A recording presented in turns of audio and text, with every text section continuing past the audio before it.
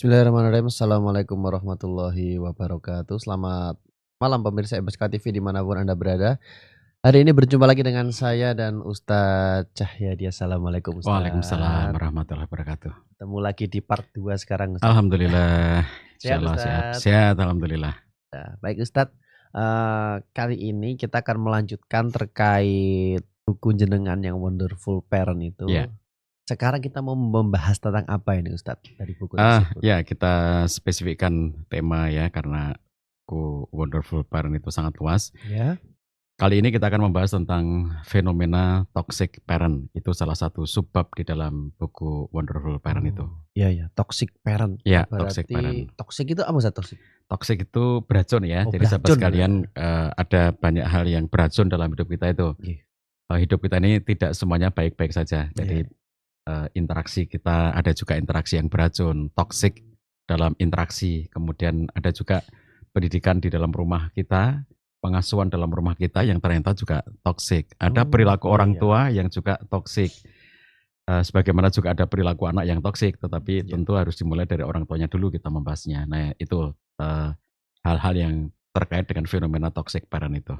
Oke. Berarti secara spesifik kita akan membahas tentang racun Iya. orang tua yang Yang berimbas beracun. terhadap anak ya. Iya. Oke.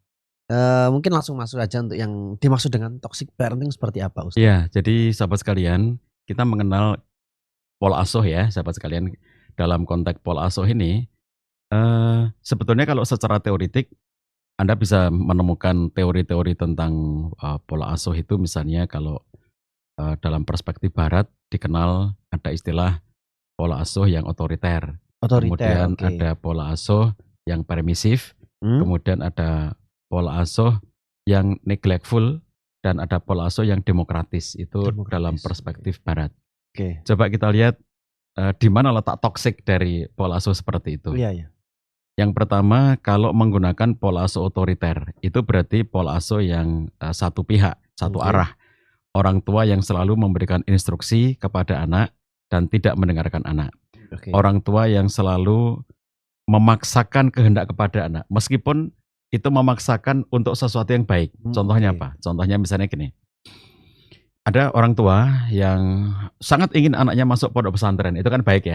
Iya. Tapi tanpa mempersiapkan anaknya tidak dipersiapkan yang memadai. Lalu begitu sudah saatnya lulus SD, kamu harus masuk pesantren. Nah, ketika ternyata anaknya tidak siap dan orang tuanya maksa, ini pemaksaan atas dasar kebaikan. Maksa anaknya ke pondok itu baik gitu. Tetapi kalau cara dia untuk menyuruh anaknya masuk ke pondok itu tanpa persiapan, tanpa prolog gitu, tanpa mengkondisikan anaknya, dan anaknya menolak gitu ya, dan orang tuanya tetap memaksakan. Itulah sebabnya di beberapa pondok pesantren, kalau di Ibnu Abbas tidak ada ya, tapi di beberapa pondok pesantren itu ada fenomena anak-anak yang melarikan diri dari pondok. Nggak mau lagi di pondok, lari gitu tanpa ngomong sama ustadz-ustadzahnya, tidak ngomong sama musyrif-musyrifahnya, ngerti-ngerti kabur gitu aja. Nah, kenapa anak ini kabur? Karena merasa dipaksa. Masuk pondok itu bukan maunya saya gitu ya, itu maunya orang tua saya.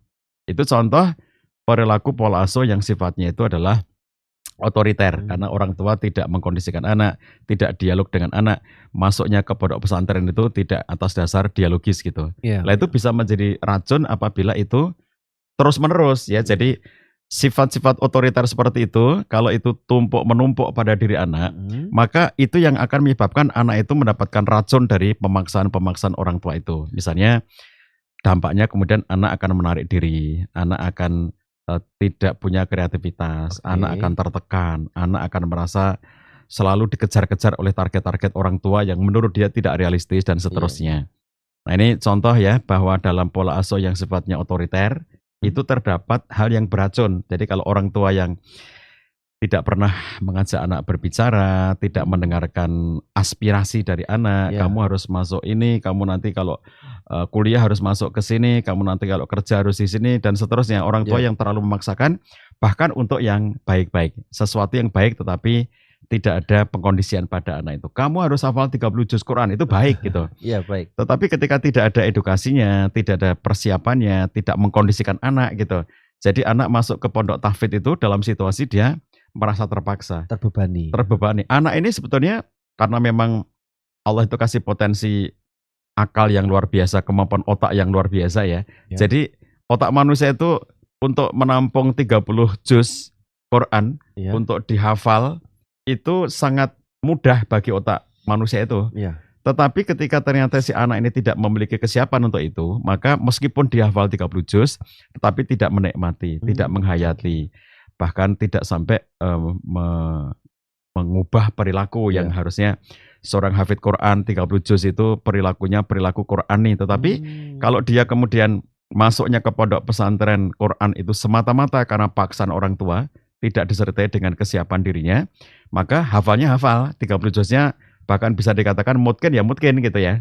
Tapi itu tidak mengubah perilakunya karena tidak dibangun di atas dasar kesadaran. Nah ini contoh yang pertama ya, bahwa perilaku yang sifat pola asuh dari orang tua yang sifatnya itu otoriter itu bisa berdampak kepada meracuni anak. Itu adalah contoh toksik di dalam parenting gitu.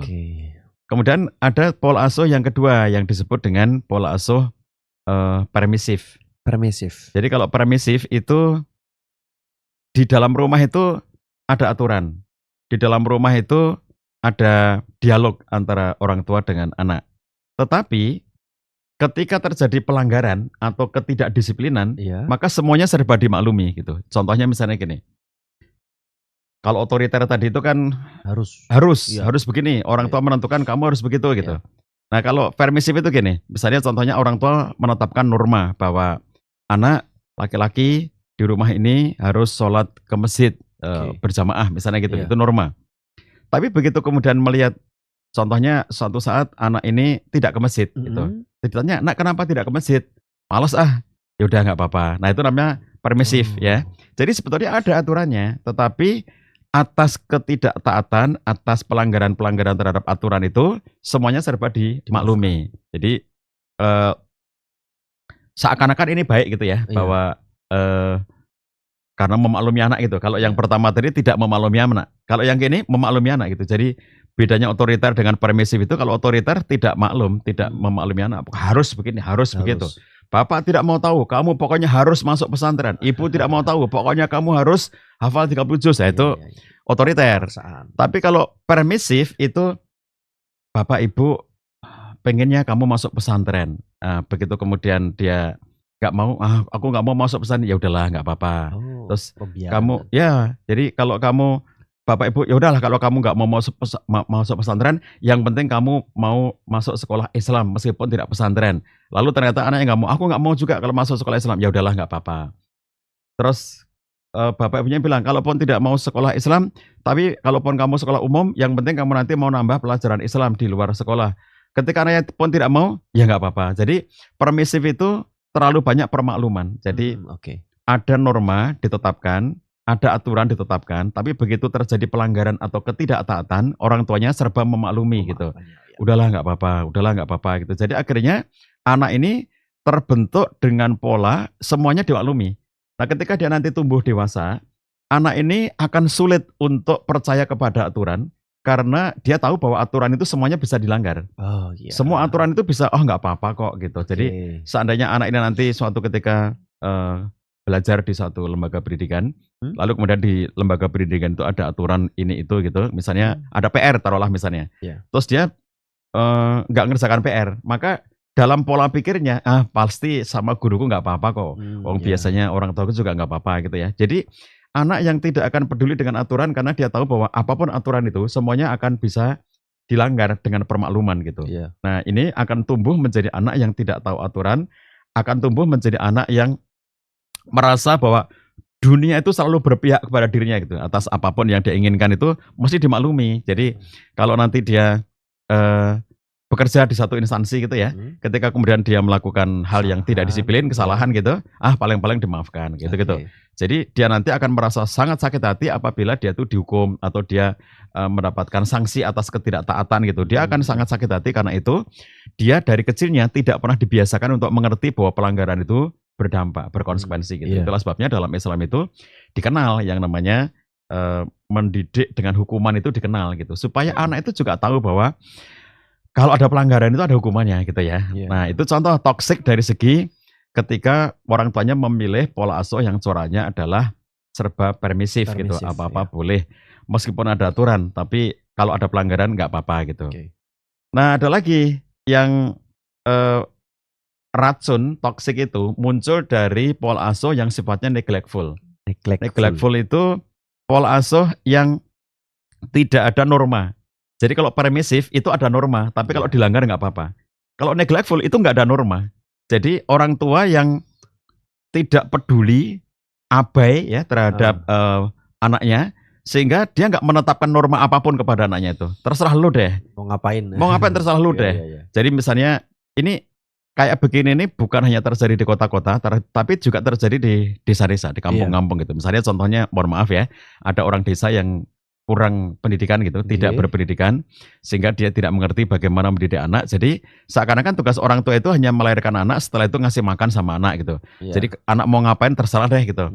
Saatnya anak-anak sudah sekolah, lalu kalau anak itu tinggal di satu lingkungan yang semua anak sekolah, anak pun akan bilang sama orang tuanya, Pak aku pengen sekolah, misalnya gitu ya. Karena teman-temanku semuanya sekolah, oh ya boleh gitu. Tapi bapak ini dan ibu ini tidak menetapkan norma apa-apa, kamu sekolah boleh, tidak juga boleh gitu. Nah jadi bedanya dengan permisif, kalau permisif itu orang tua masih punya norma. Tapi kalau dilanggar nggak apa-apa. Kalau neglectful itu nggak ada norma. Jadi keluarga tanpa norma itu banyak ya sahabat sekalian. Dan itu racun gitu. Di kota-kota juga begitu, saking sibuknya orang tua, saking orang tua itu tidak memiliki waktu untuk ngobrol dengan anak, tidak punya waktu untuk interaksi dengan anak. Udahlah terserah lu, Pak aku nanti mau kuliah di mana, terserah lu deh, lu mau kuliah atau nggak kuliah. Pak aku nanti itu mau kerja di mana, terserah lu deh. Anak nanti jodohku kayak apa, istriku, suamiku, terserah lu deh, yang penting lu bahagia gitu. Bahkan kalau ekstrimnya gini, Pak aku tahun ini aku nggak mau puasa Ramadan, capek aku puasa Ramadan, terserah lu deh, yang penting lu happy gitu. Aku nggak mau sholat gitu, terserah lu deh, yang penting lu happy gitu. Nah jadi di rumah itu nggak ada normanya, makanya apapun yang mau dimaui oleh anak itu terserah lu, yang penting lu happy. Yang jalani kan lu gitu. Kalau lu memang happy dengan itu, ya udah itu lu kayak gitu gitu. Jadi ini orang tua yang tidak punya norma apapun dalam kehidupan keluarganya itu, dan kemudian menyerahkan sepenuhnya kepada anaknya. Jadi ini yang namanya neglectful. Apa racunnya bagi anak?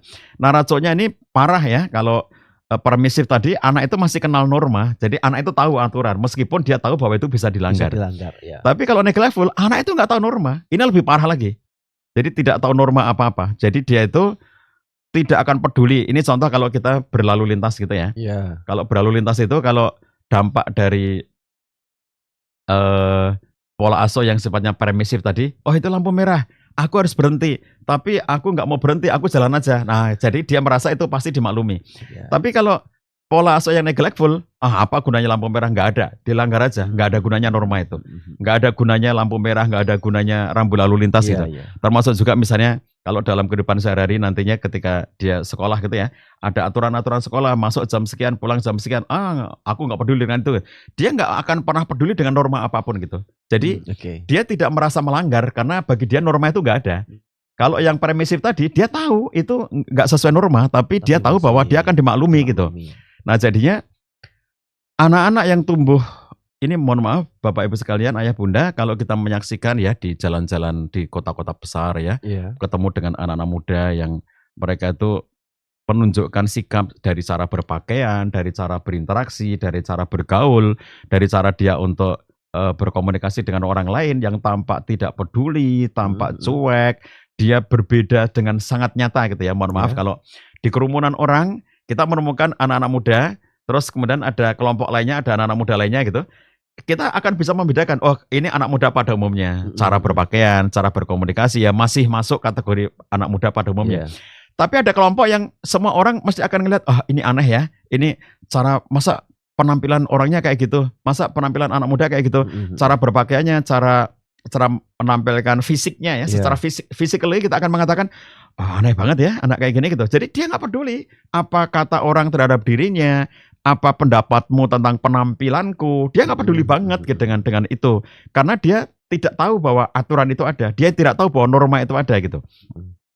Nah ini bahaya ya, yang apabila anak itu tumbuh kembang dalam situasi yang kayak begini, itu nantinya dia akan tidak ngerti aturan, tidak ngerti norma, dia nggak bisa diatur. Jadi kalau anak-anak remaja yang dia misalnya tawuran gitu ya, lalu kemudian kena sanksi dari tawuran itu gitu.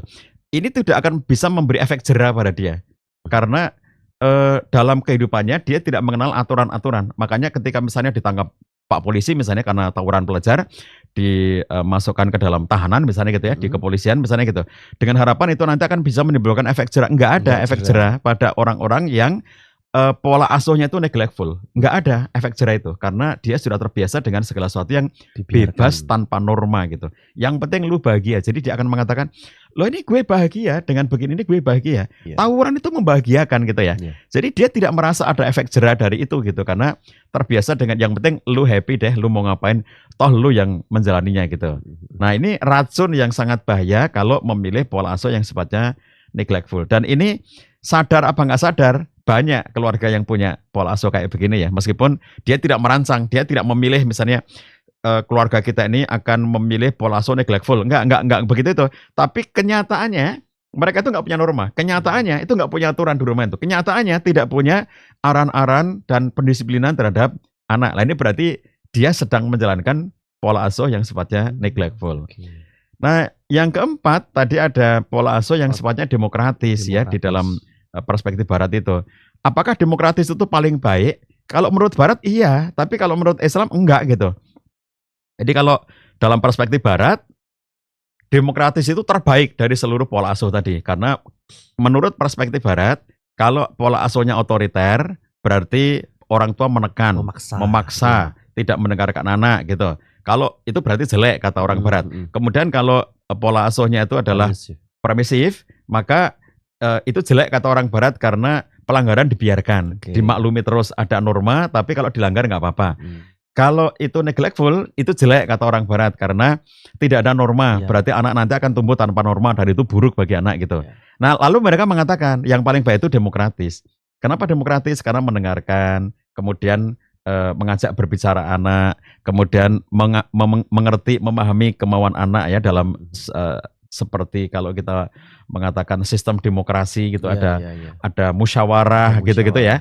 Nah, di mata Barat itu terbaik. Tapi kenapa saya tadi katakan bahwa itu pun beracun ya dalam perspektif parenting yang Islami, itu pun beracun. Apa racunnya? Ketika kita menerapkan sepenuhnya pola demokratis itu, maka yang akan muncul adalah bahwa demokrasi itu artinya segala sesuatu bisa dibicarakan gitu. Segala sesuatu itu bisa dibicarakan. Jadi contohnya misalnya gini, kalau dalam sistem demokrasi ya di negara-negara yang menganut sistem demokrasi, itu misalnya dari yang paling basic ya, kita mengatakan begini, negara kita ini itu akan menganut sistem apa dalam kenegaraannya, asasnya apa, ideologinya apa gitu. Itu semuanya bisa dinegosiasikan, tergantung dari kesepakatan dari para pengambil keputusan itu. Jadi kalau mayoritas mengendaki A, maka A itulah yang berlaku dan itu legal formal gitu ya. Nah, tidak peduli apakah A ini benar atau salah, tidak peduli A ini baik atau buruk, sepanjang dia mendapatkan suara terbanyak dari para pengambil keputusan, maka dia menjadi legal formal dan harus berlaku di negara itu. Nah, kalau kita bawa ke dalam ruang lingkup yang lebih sempit, yaitu dalam rumah tangga kita, itu berarti norma ditetapkan oleh pendapat terbanyak. Nah, jadi norma itu akan diambil berdasarkan kesepakatan-kesepakatan. Dalam dunia demokrasi itu dikenal lobby-lobby sebelum mengambil keputusan gitu. Jadi contohnya misalnya gini. Ini kalau saya ambil contoh ekstrem ya, biar mengetahui bahwa di dalam pola asuh demokratis itu pun ada racunnya, itu pun ada toksiknya gitu. Misalnya satu keluarga yang menerapkan pola asuh demokratis. Lalu keluarga ini menjelang Ramadan nih. Anak-anak sebentar lagi Ramadan ya. Misalnya bulan depan kita sudah memasuki bulan Ramadan. Bagaimana menurut kalian Ramadan tahun ini kita ikut berpuasa apa tidak gitu. Lalu kemudian kata istrinya, iyalah kita berpuasa, kita kan muslim. Lalu kalau ada 3 anaknya misalnya, yang anak pertama, aku nggak mau lagi puasa karena tahun kemarin sudah puasa, masa sekarang puasa lagi gitu. Lalu misalnya yang adik-adik lainnya mengatakan, oke lah aku mau puasa. Satu, yang paling kecil mengatakan aku nggak mau puasa karena aku masih kecil gitu. Nah kemudian kalau misalnya dalam keluarga yang berbeda-beda pendapat seperti ini, itu kalau misalnya ya pada contoh keluarga yang otoriter, maka orang tua harus misalnya besok harus puasa tanpa mengkondisikan anaknya. Kalau permisif, nah besok kita puasa ya karena sudah Ramadan. Terus kemudian ada anak mengatakan, ayah aku nggak mau puasa, ya nggak apa-apa, itu permisif. Kalau neglectful, terserah kalian deh. Kalian itu mau puasa apa tidak terserah kalian gitu. Kan yang jalani kalian. Apa yang membuat kalian happy? Kalau kalian happy dengan puasa, silakan puasa. Kalau nggak happy dengan puasa, nggak usah puasa. Itu namanya neglectful. Kalau yang namanya demokratis, nah mari kita bicarakan. Sebaiknya keluarga kita ini puasa apa tidak gitu. Lalu kemudian ketika hasil pembahasan mereka itu ternyata mayoritasnya tidak berpuasa, maka karena keluarga kita ini mayoritasnya tidak berpuasa, maka kita putuskan tahun ini keluarga kita tidak berpuasa. Sebagaimana ketika hasilnya adalah, oh ternyata mayoritas ya, kalau tadi suami istri dan 3 anak berarti 5, lalu ternyata 3-nya mengatakan puasa, 2 tidak berpuasa, misalnya gitu ya. Oh berarti yang menang adalah puasa. Jadi kita putuskan keluarga kita ini tahun ini ikut puasa. Jadi ikut puasanya itu karena hasil keputusan. Bukan karena dia menyadari bahwa ini Allah memerintahkan kita berpuasa gitu. Tapi karena keluarga kita ini menganut demokratis, maka apapun kita akan putuskan melalui musyawarah gitu. Nah jadi ini pun juga mengandung satu racun ya, bahwa kemudian dalam dunia demokrasi itu segala sesuatu bisa dinego, segala sesuatu bisa dilobi gitu. Ayah kenapa sih kita harus puasa? Ada loh keluarga-keluarga lain itu nggak puasa, mereka juga Islam, mereka juga tidak puasa, lalu kenapa kita harus puasa gitu. Dia tahu, anak ini ngerti bahwa kalau dalam dunia demokratis itu bisa dilobi, lalu dia ngelobi ayahnya, dia ngelobi ibunya gitu. Ayah boleh nggak kalau tahun ini kita nggak usah puasa gitu. Lalu kemudian ayo kita musyawarahkan aja. Kalau begitu nggak tercapai mufakat, lalu voting. Begitu voting, suara terbanyak itulah yang diambil keputusan. Nah jadi atas sistem yang disebut terbaik dalam dunia barat ya, demokratis itu juga masih mengandung racun. Nah itulah sebabnya toxic parenting itu muncul karena pertama kali adalah karena pola asuh yang diterapkannya itu pola asuh yang memang sudah mengandung racun. Makanya ketika pola asuh yang digunakannya itu sudah mengandung racun, dia nanti akan cenderung terus-menerus meracuni anak. Orang tua yang memilih pola asuh entah pilihannya sadar atau tidak sadar, tetapi ternyata dia masuk dari 1 dari 4 pola tadi itu, maka itu sebetulnya dia adalah orang tua yang beracun karena memberikan racun itu kepada anaknya, entah dia sadar apa nggak sadar, tetapi dalam interaksi parentingnya akhirnya memberikan racun secara terus-menerus gitu, Mas Yundi. Itu kisah tentang toxic parent itu. Ya, ada otoriter, ada permisif, ada neglectful, ada demokratis. Iya. Ini yang terbaik atau yang dilakukan oleh agama kita yang bagaimana dalam parenting? Bagus ya, ini pertanyaan Mas Yundi. Jadi gini teman-teman sekalian, kalau kita lihat dari 4 matnya, itu bukan tema di dalam agama kita soal parenting. Tetapi bukan berarti bahwa tidak ada unsurnya gitu ya. Bukan berarti tidak ada unsurnya apabila kita bandingkan antara Islam itu dengan sistem-sistem tadi.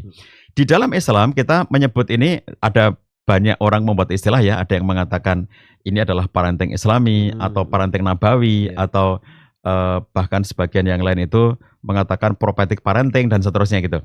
Itu ada istilah-istilah yang kita kalau esensinya sama, bagaimana apapun istilahnya tadi ingin menggambarkan itulah parenting yang dikenal dalam Islam itu ya. Nah parenting dalam Islam itu tentu khas karena basicnya adalah basic keimanan.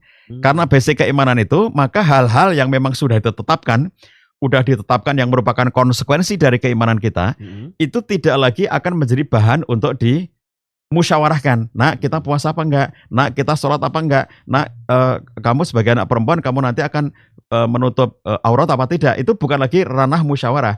Jadi dalam Islam itu ada bagian-bagian di mana itu ketetapan agama yang sudah harus dijalankan atau harus ditinggalkan karena ada larangan, ada perintah. Maka kewajiban orang tua bukan mendialogkan itu dengan anaknya, tetapi orang tua adalah mendidik anaknya agar siap taklif, siap menjadi mukallaf, siap menjadi seseorang yang menjalankan tugas-tugas agama. Itu proses pendidikan yang dilakukan oleh dalam agama Islam itu secara berjenjang. Apa yang harus dilakukan pada tahun-tahun kehidupannya. Nah, jadi tugas orang tua untuk hal-hal yang anak itu harus menerima, maka itu tugas orang tua adalah mendidik, memberikan kasih sayang, mendidik dengan kelembutan, mengarahkan, membiasakan, sampai pada umur di mana anak ini sudah akil balik, maka anak tidak ada penolakan. Nah, disinilah ada tugas orang tua. Ada sifat yang mungkin agak mirip, misalnya kalau di dalam hadis Nabi Sallallahu Alaihi Wasallam itu dinyatakan muru auladakum bisolah wahum abnau sab'i sinin. Perintahkan anakmu untuk sholat ketika umurnya 7 tahun ya. Lalu kemudian wadribuhum alaiha wahum asyri sinin. Dan pukullah ketika dia sudah 10 tahun dan tidak mau sholat gitu. Nah, dalam konteks ini seakan-akan itu ada unsur yang mirip dengan otoriter gitu ya. Bahwa dalam otoriter itu harus gitu. Nah, bedanya ya meskipun di sini juga ada pengharusan, bedanya adalah yang diharuskan di sini adalah karena hal yang terkait dengan aspek-aspek fondasi agama. Sholat itu pondasi agama. Perintah-perintah itu pondasi agama. Itu beda pertama, bahwa yang kenapa kita pukullah anakmu umur 10 tahun belum mau sholat itu. Karena ini perintah agama yang sangat basic gitu. Nah, kalau dalam prinsip otoriter barat itu, apapun yang tidak sesuai dengan keinginan orang tua, maka akan menjalani hukuman si anak itu. Karena kamu tidak taat kepada orang tua, apapun yang diinginkan orang tua gitu ya. Beda kedua adalah bahwa yang dilakukan, misalnya orang tua yang memaksakan, orang tua yang diberikan keleluasan untuk menghukum anak ketika umur 10 tahun itu ya, wadribuhum alaiha wahum abna'u asyri sinin, itu dinyatakan dalam hadis ini bahwa kebolehan kita untuk melakukan pemukulan terhadap anak itu terbatas, yaitu terhadap hal-hal yang memang itu dinyatakan sebagai akan menjadi pembeda antara dia Islam apa tidak Islam gitu. Jadi tidak dalam segala hal. Jadi jangan dianggap bahwa oh berarti kalau udah 10 tahun atas apapun ketidaktaatan anak boleh dipukul. Enggak ya. Jadi terbatas. Apa batasannya? Batasannya adalah ketika memang itu nanti menyangkut aspek yang kalau tidak dikerjakan itu nanti dipertanyakan keislaman kamu. Islam itu sholat loh 5 waktu misalnya gitu ya. Kalau kemudian kamu nggak sholat itu beda antara orang mukmin, orang muslim dengan tidak muslim, mukmin dengan tidak mukmin. Salah satunya adalah tarkus sholat, meninggalkan sholat. Nah itu berarti kalau dia tidak sholat, kamu dipertanyakan keislaman kamu. Oleh karena itulah, maka Islam memberikan tuntunan yang tuntunan ini sudah diketahui. Maksudnya gini, misalnya Mas Dundi anak yang paling kecil umur berapa? Anak saya masih 1 tahun. 1 tahun. Ini contohnya ya. Mas Dundi adalah ayah dari seorang bayi ya, karena baru 1 tahun yang umurnya 1 tahun. Nah, Mas Dundi sebagai ayah itu sudah tahu ya. Mas Dundi itu bukan hanya dari sekarang, dari dulu sudah tahu gitu bahwa anaknya ini nanti kalau umur 7 tahun, Mas Dundi harus menyuruh dia sholat.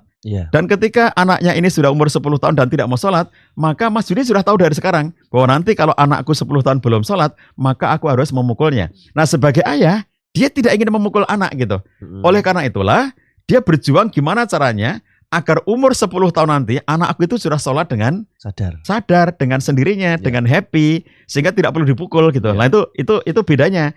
Kalau dalam konteks yang otoriter barat tadi itu apapun keinginan orang tua tanpa batas. Yang penting, kamu itu anak, kamu harus nurut sama orang tua, harus begini. Kalau dalam Islam hukuman itu ditentukan. Pertama tadi terbatas bahwa apa yang membuat anak bisa dihukum itu terbatas. Yang kedua, bahwa orang tua itu sudah tahu ya, dalam Islam itu kita semuanya sebagai orang tua sudah tahu bahwa kalau aku punya anak, nanti kalau anakku umur 10 tahun dan tidak mau sholat, maka dia nanti akan dihukum. Nah, oleh karena kita nggak ingin menghukum anak kita, maka kemudian kita sudah mengkondisikan, sejak dari kecil sudah kita kondisikan, penuh kasih sayang, digendong Nabi Sallallahu Alaihi Wasallam, bawa Umamah kecil cucunya ke masjid, digendong oleh beliau, diajak sholat berjamaah, menyaksikan ya suasana sholat berjamaah di masjid itu dengan digendong, itu pembiasaan. Jadi pada saatnya nanti 7 tahun anaknya diperintah sholat, anaknya sudah mau sholat. Ketika 10 tahun anaknya sudah terbiasa sholat dan tidak perlu lagi ada hukuman kepada anaknya. Nah jadi sebetulnya kalau bedanya antara otoriter barat dengan pendisiplinan dalam Islam itu, pendisiplinan dalam Islam itu berdasarkan hal-hal yang sudah ditetapkan. Contohnya tadi seperti dalam hadis Nabi tadi. Kemudian dibatasi, enggak sembarangan boleh mukul. Kemudian ada edukasi bahwa orang tua itu karena tidak ingin nanti mukul anaknya, dia enggak akan tega mukul anaknya, maka aku akan mengupayakan gimana caranya agar umur 7 tahun itu anakku sudah bisa sholat tanpa harus aku suruh, apalagi umur 10. Nah, seperti itu ya. Ini yang membedakan antara Islam dengan tidak Islam. Kemudian contoh lainnya, ada kemiripan dengan permisif. Kemiripannya apa? Dalam Islam itu tentu saja ada toleransi, bahwa misalnya kita lihat gini ya, ajaran Islam itu sendiri memberikan toleransi. Misalnya kita sholat itu dalam situasi tegak berdiri, tapi kalau kita sakit boleh duduk, gitu kan, toleransinya gitu ya. Kalau duduk pun nggak mampu boleh berbaring. Itu contoh Islam sendiri sudah memberi toleransi. Tetapi toleransi yang jenisnya itu sudah dibatasi. Toleransi dalam hal apa saja gitu. Contoh lainnya misalnya mau sholat itu wudhu, begitu nggak ada air, tayamum gitu. Bahkan para ulama mengatakan kalau kita berada di sebuah tempat, misalnya mengandai-andai kita tuh berada di ruang angkasa gitu ya.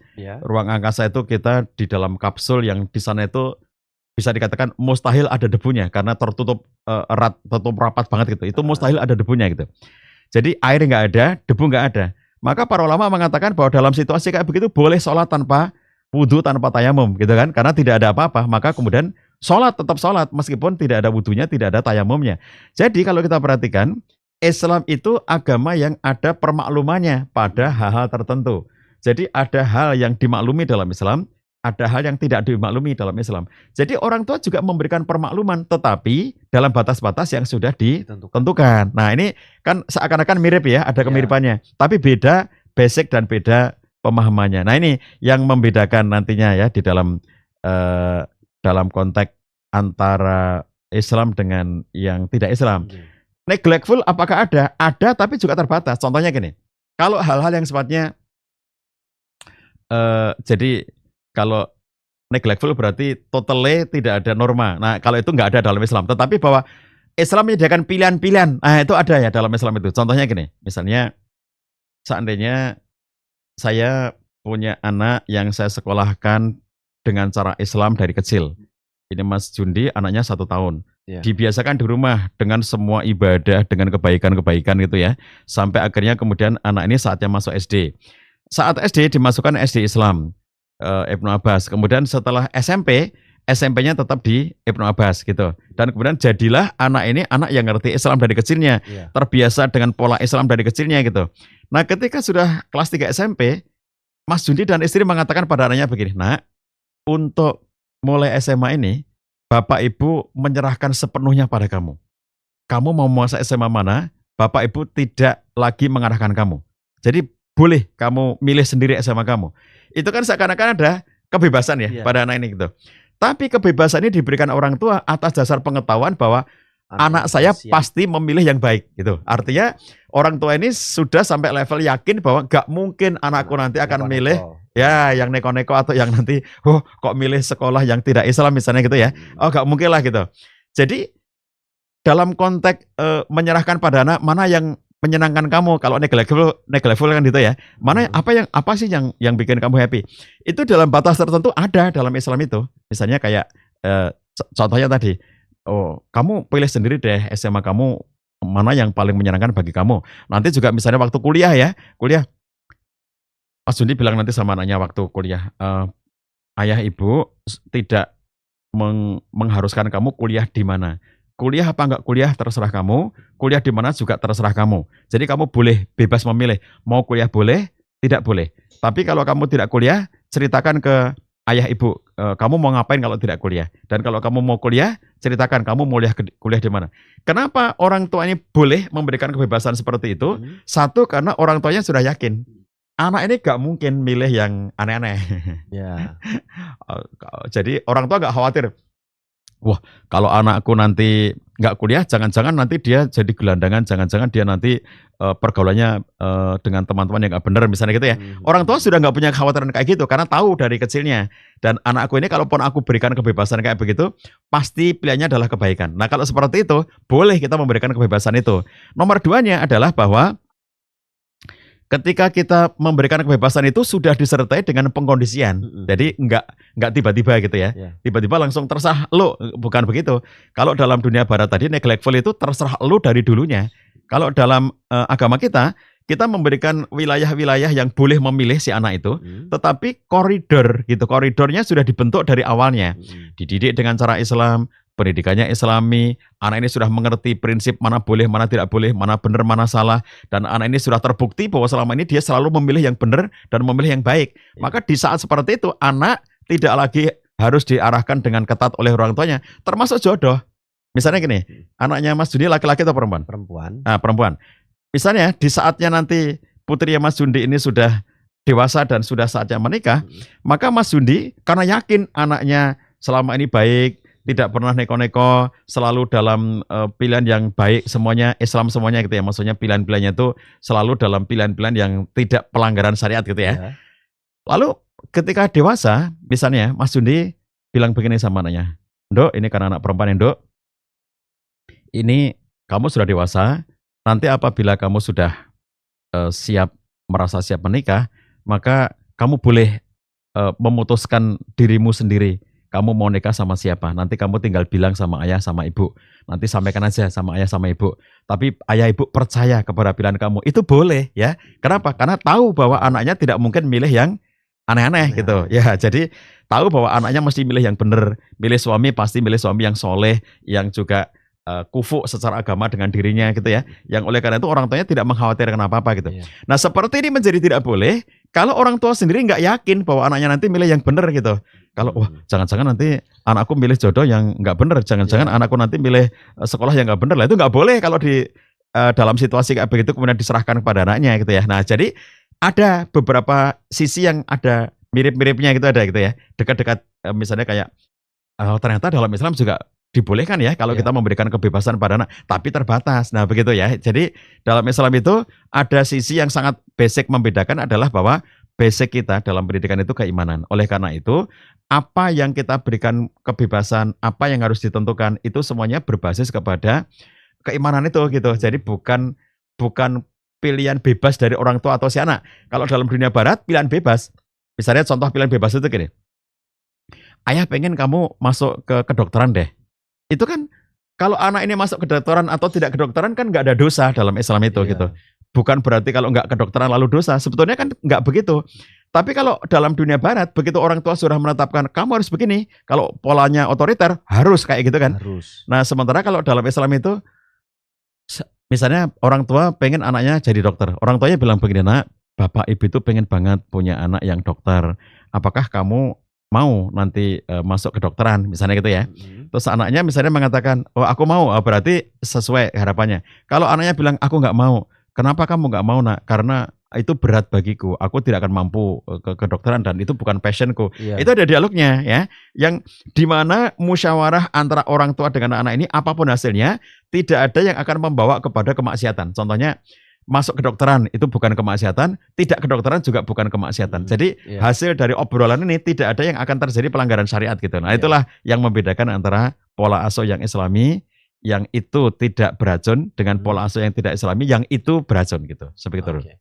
Baik, memang berarti ada batasannya Ustaz ya. Diberikan kalau mau diberikan kebebasan berarti kita harus membekali dulu membekali dulu, betul. Kalau kita sudah yakin anak ini bakal baik, lurus, kita berikan kebebasan. Betul. Kemudian Ustadz, ini kalau kita bicara kembali ke toxic parent yang sudah dilakukan dan sudah sudah membekas di telanjur gitu ya. Iya, ini cara penyembuhannya bagaimana Ustadz? Ya, jadi nomor satu ya, orang tua itu harus sadar dulu bahwa memang ada jika ada tindakan atau perilaku dia yang toksik gitu. Itulah sebabnya orang tua harus belajar agar mengetahui mana yang toksik gitu. Kalau tidak belajar dia nggak tahu kalau itu toksik. Saya mohon maaf, misalnya melihat bagaimana ada orang tua yang benar-benar membebaskan anaknya gitu. Benar-benar bebasin anaknya. Jadi saya tahu ada orang tua yang anaknya itu nggak sekolah, nggak diapa-apain. Terus anaknya itu kalau nggak sekolah tapi dia melakukan hal baik, misalnya aku nggak mau sekolah tapi aku mau kerja aja. Lah itu kan positif gitu. Ada anak tidak mau sekolah, tidak kerja juga, Tidak juga melakukan aktivitas yang misalnya contohnya gini, aku nggak mau sekolah, nggak mau kerja, tapi sekarang ini aku mau belajar dulu magang atau something untuk agar aku nanti ngerti bisa bekerja sesuai dengan yang aku magang itu. Itu kan ada yang positif-positif gitu. Tapi ada anak yang dibiarin oleh orang tuanya sekolah nggak mau, kerja nggak mau, melakukan aktivitas positif juga tidak mau. Dia hanya kalau di rumah itu ya cuma gadget saja, main game atau main hal-hal yang lain-lainnya yang sesuai dengan kesenangannya gitu ya. Terus ketika berkomunitas juga teman-temannya seperti itu gitu, yang saling menguatkan dalam kemageran, nggak mau belajar, nggak mau sekolah, nggak mau kerja, nggak mau apa-apa gitu, hanya pengen senang-senang saja gitu. Dan ternyata orang tuanya tidak mengharapkan apa-apa gitu. Nah ini kan kalau kita lihat realitas kayak begini kita jumpai di tengah masyarakat kita ya. Ada orang tua yang kalau nanti ditanya kenapa kamu biarkan, lah nggak mau, diingatkan sudah nggak mau, jadi berhenti di situ. Hanya dengan mengatakan sudah pernah saya ingatkan, sudah saya omongi, kamu harus sekolah, tapi dia nggak mau, lah gimana lagi. Nah orang tua yang hanya berhenti pada ya gimana lagi, saya sudah memberitahu, saya sudah mengarahkan, ternyata dia nggak mau, ya gimana lagi. Lah kok seakan-akan pendek banget perjuangannya gitu, hanya sampai di situ gitu. Nah jadi oleh karena itu nomor satu itu orang tua menyadari dulu bahwa ada hal-hal yang bisa jadi dari berbagai tindakan-tindakan parentingnya selama ini, disadari apa tidak disadari, bisa jadi ada yang beracun. Kalau dia menyadari ada yang beracun itu, maka yang paling bagus adalah dia bisa mengetahui bagian mana yang beracun. Jadi bukan umum, bukan general. Oh kayaknya ada yang salah deh, bukannya begitu. Tapi belum tahu. Bagian mana yang salah itu. Misalnya contoh, ini kalau contoh praktis-praktis gini. Seorang ibu merasa, oh ya selama ini aku terlalu sering memarahi anak, terlalu sering memarahi. Wah ini berarti bisa jadi anakku nanti akan ketakutan, anakku nanti nggak nyaman misalnya gitu ya.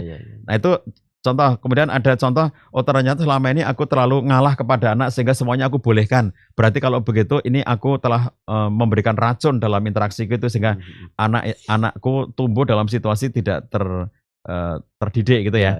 Nah tahu dulu apa detail dari yang dianggap sebagai telah beracun itu apa. Tanpa mengetahui itu sulit melakukan perbaikan.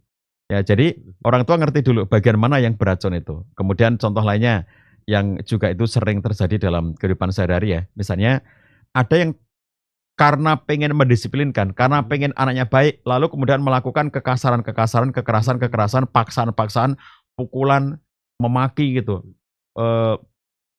Ketika anaknya nggak mau belajar, lalu kemudian dimaki-maki dengan kata-kata yang kasar, kata-kata yang tidak menyenangkan gitu ya. Dasar anak bot. Lah, yang menyebabkan anak ini nanti terlalu sering menerima kata-kata jelek kayak begitu. Yang akhirnya kemudian itu nanti bertumpuk-tumpuk dalam dirinya. Jadi racunnya itu dari kata-kata orang tua, dari tindakan orang tua, dari wajah marahnya orang tua. Itu toksik. Masuk ke dalam diri anak kita dalam bentuk racun, meracuni anak kita. Sehingga dia jauh dari orang tua, tidak mau hormat kepada orang tua, tidak nurut kepada orang tua, karena yang muncul adalah perlawanan-perlawanan, ketidaknyamanan gitu. Nah jadi sebelum orang tua melakukan perbaikan atas hal yang sudah terlanjur itu, ketahui terlebih dahulu bagian apa yang toksik, sadari terlebih dahulu. Kalau ada seorang pakar dalam dunia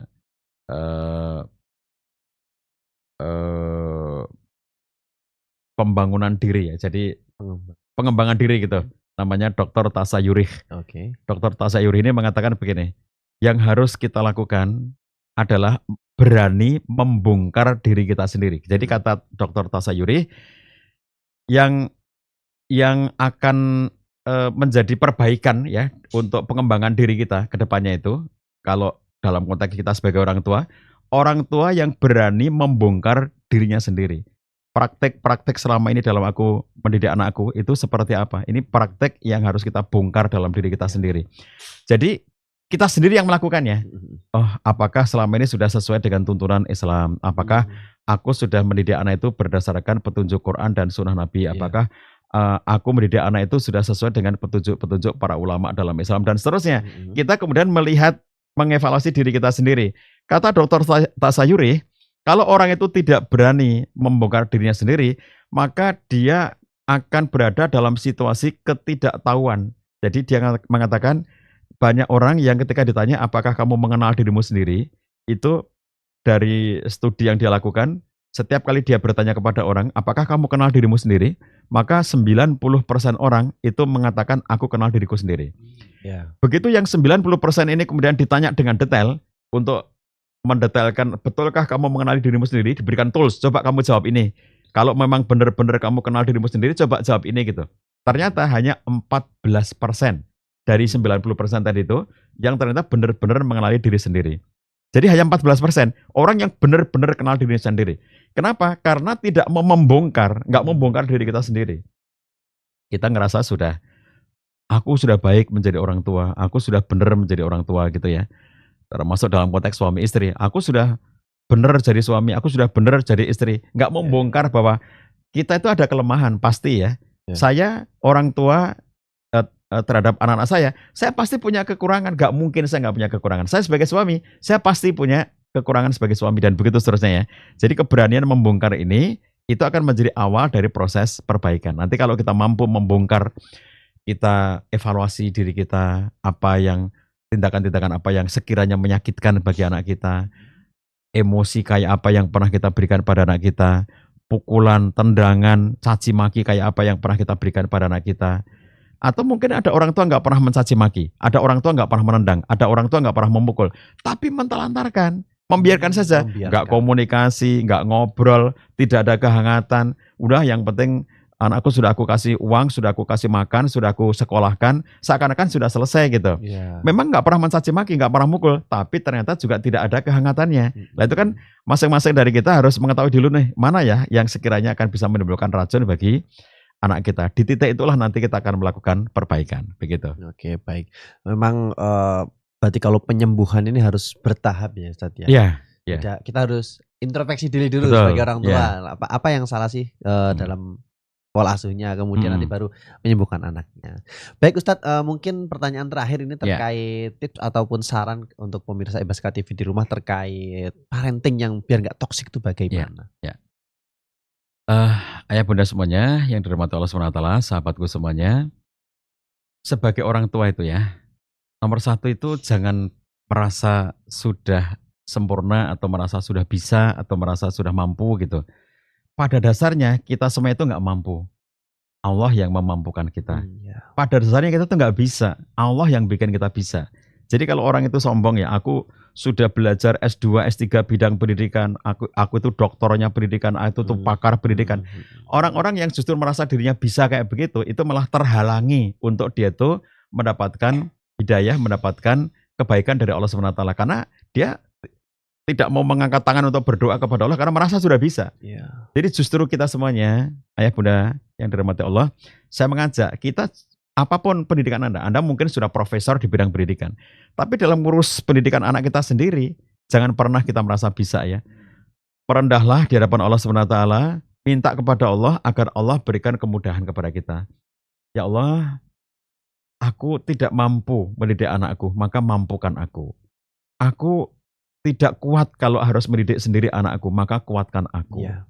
Aku tidak mengerti bagaimana harus mendidik anakku dengan baik dan benar, maka berikan aku pengertian dan kemampuan untuk menjalankannya. Jadi kita semuanya itu harus ngerasa, jangan bertumpu kepada aku sudah belajar sampai S3, aku sudah profesor di bidang pendidikan. Jangan begitu, tapi di hadapan Allah itu tunjukkan diri yang, ya Allah aku tuh butuh. Aku butuh engkau kuatkan, aku butuh engkau beri petunjuk, aku butuh engkau berikan kesabaran, berikan petunjuk bagaimana cara untuk mendekati anak, cara untuk mendidik anak, cara mengasuh mereka. Jadi tunjukkan justru kita itu lemah di hadapan Allah SWT. Ya. Jadi berdoa, meminta kepada Allah, mengakui kekurangan kita, mengakui kelemahan-kelemahan kita, dan minta kepada Allah agar Allah menguatkan kita. Itu nomor satu ya, supaya kesadaran spiritual, kesadaran rohani itu menjadi basic dari parenting kita. Kalau kesadaran parentingnya itu kesadaran rohani ya, insya Allah itu nanti akan terbimbing ya, karena kita menyadari posisi kita, kelemahan kita, kekurangan-kekurangan kita, dan kita meyakini sepenuhnya hanya Allah yang bisa membuat kita itu mampu mendidik anak kita. Ya Allah, menjauhkan anakku, keluargaku dari api neraka itu sulit, berat ya Allah, aku nggak mampu, maka mampukan aku ya Allah. Berikan aku kemampuan agar bisa mengajak keluargaku dan anak-anakku semuanya agar terjauhkan dari api neraka. Itu minta pada Allah karena kita nggak mampu, maka kita minta kemampuan pada Allah SWT. Nah itu nomor satu. Nomor duanya, kompak antara suami dan istri. Ya, jadi bagaimana suami dan istri itu selalu berada dalam situasi, ayo kita belajar bareng, manfaatkan channel TV Ibaska untuk belajar bersama-sama, menimba ilmu, mendapatkan ilmu parenting, mendapatkan ilmu-ilmu keislaman yang bermanfaat, yang ini nanti akan bisa menjadi bekal bagi kita semuanya untuk mendidik anak kita. Sekaligus untuk kompak antara suami dan istri itu, karena sama-sama belajar. Kalau kita sama-sama belajar, istri belajar bagaimana parenting, suami belajar bagaimana parenting, itu tidak terjadi senjang pengetahuan, ya, senjang informasi, senjang ilmu. Kalau belajar bersama-sama. Kalau terjadi senjang, itu nanti satunya ngerti banyak, satunya nggak ngerti banyak. Sehingga ketika misalnya istri yang lebih banyak belajar, suami tidak banyak belajar, itu dampaknya kemudian ada senjang dan akhirnya istrinya pengen ngajak suaminya, ayo kita didik anak kita dengan begini-begini. Itu yang sering kita dengarkan dari ceramah para ustadz di TV Ibaska, itu akan membuat kita nanti bisa mendidik anak kita dengan baik. Tapi karena suaminya tidak ngerti, tidak termotivasi, tidak terinspirasi, sehingga akhirnya terjadi ketidakkompakan di situ. Istrinya sendiri yang istilahnya ngegas gitu supaya kemudian bisa mendidik anak dengan baik, suaminya slow-slow saja. Lah itu kadang-kadang suasana seperti ini menimbulkan ketidaknyamanan. Istrinya jadi ikut lemah, wah ya, suamiku nggak mau kooperatif, suamiku nggak mau dukung. Ya sudah, kalau aku disuruh didik anakku sendiri, aku juga tidak mampu. Ya udahlah kalau gitu biarin aja. Lah itu kan jadi negatif gitu ya. Makanya kompak dalam kebaikan, kompak dalam ketaatan, kompak dalam pembelajaran, kompak dalam mengasuh anak.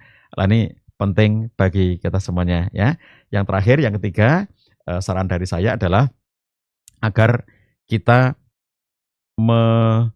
memperbanyak ya, melakukan pendekatan-pendekatan kepada anak, karena kita tahu bahwa ada sangat banyak hal kekurangan kita selama ini kepada anak. Maka umur berapapun anak Anda sekarang itu, perbanyaklah untuk mendekat kepada dia. Kalau anaknya sedang di pesantren, tunggulah sampai nanti pulang. Pada saat pulang itu, jangan izinkan anak hanya asyik dengan gadget di kamar ya. Jadi pulang dari pesantren kayak euforia, kemudian asyik bermain gadget di kamar terus dan akhirnya tidak pernah interaksi dengan orang tua. Rancang kegiatan kalau pas liburan. Hari pertama liburan anak diajak ngapain, hari kedua liburan anak diajak ngapain. Sehingga ada bonding antara orang tua dengan anak, dan itu membuat orang tua lebih mendekat kepada anak. Kalau ada kekecewaan anak, orang tua tahu. Kalau ada luka hati pada diri anak, orang tua tahu. Sehingga dengan demikian anak bisa menarasikan, aku dulu kecewa banget karena bapak pernah bilang begini padaku. Aku dulu kecewa banget karena ibu pernah membentak aku. Itu kalau diceritakan dengan terbuka oleh anak, bagus ya. Sehingga orang tua tahu, oh ya Allah nak, dulu ternyata kamu masih ingat ya, dulu aku membentak kamu, kata ibunya. Maafkan ibu nak ya, mungkin dulu ibu emosi, mungkin dulu ibu nggak bisa mengendalikan diri, dan ternyata peristiwa sekian tahun yang lalu yang sudah lama itu kamu masih mengingat sampai sekarang. Maafkan ibu atas semua yang tidak. Itu kalau anak bisa terbuka begitu bagus, maka perbanyak mendekat ya kepada anak. Umur berapapun anak Anda. Kalau anak Anda sudah kuliah ya, pada saat dia liburan, ayo bikin kegiatan yang mendekat. Anak Anda di pesantren, kalau pas liburan, ayo bikin kegiatan bersama untuk membuat pendekatan. Nah, dengan cara seperti itu, orang tua dengan anak akan tumbuh suasana kehangatan, saling mengerti. Nah, jadi itulah yang kemudian menyebabkan kalaupun ada sesuatu yang dulu tidak menyenangkan, yang dulu beracun gitu, itu akan mudah dihapus dengan permintaan maaf, dan anak pun juga akan lebih leluasa untuk kayak lebih rela untuk udahlah saya maafkan orang tuaku. Ya mungkin dulu belum belajar parenting, baru sekarang belajar parenting, jadi aku maafkan. Itu lebih mudah bagi anaknya untuk memberikan maaf juga kepada orang tua dan tidak membekas. Kalau anak sudah memaafkan, itu nggak lagi membekas dalam dirinya. Begitu ayah bunda sekalian, mudah-mudahan Allah mampukan kita untuk mendidik anak-anak kita menjadi anak-anak yang soleh dan solihah. Amin, amin, amin, amin. Jadi ada merendah dulu di hadapan Allah, kemudian kompak antara suami dan istri, dan mendekat ke anak, kita membangun hubungan yang harmonis. Baik pemirsa Ibaska TV, tak terasa sudah di penghujung acara untuk kajian parenting kali ini dengan tema Wonderful Parent yang kita membahas tentang toxic parent. Semoga bisa mengambil semua hal-hal positif dari pembicaraan kami berdua dan bisa dipraktekkan di rumah. Terima kasih Ustaz Cahyadi sudah menyempatkan diri untuk hadir dan memberikan ilmu baru untuk kita. Saya tutup sekian, terima kasih. Assalamualaikum warahmatullahi wabarakatuh. Waalaikumsalam warahmatullahi wabarakatuh.